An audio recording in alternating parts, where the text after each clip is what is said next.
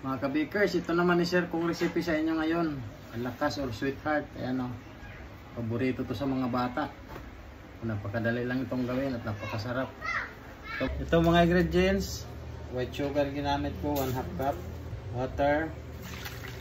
1 cup. Bakers, naglagay pala ako ng ating lard. Ayan o. Bali yung lard natin is 1/3 cup. 1/4 tablespoon yung asin. Baking powder 1/8 tablespoon din. So i-mix lang natin. 1/2 tablespoon. So yan mga kabakers, sa pagtunaw na maglagay ng 2 cup ng 3rd class flour. Yan. 1 2. Tapos mix lang natin.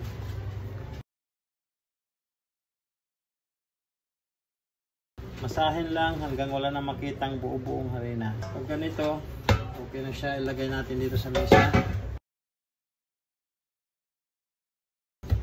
So pag ganito, okay na yan. Yung lanera, lagyan ng shortening. Gumamit ng parilya. So kung wala kayong parilya, kahit bote pwede. Katapos, tusukan ng tinidor.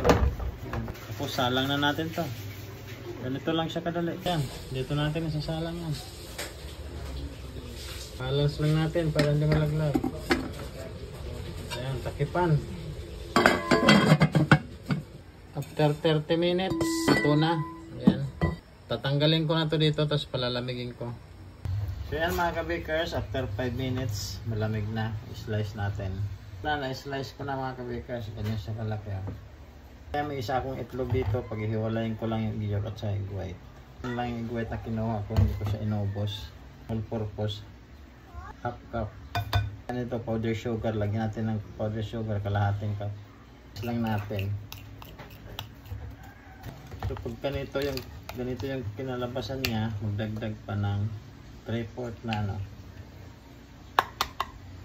Powder sugar. Tapos i-mix ulit. So pag ganito yan, okay na yan. Yan.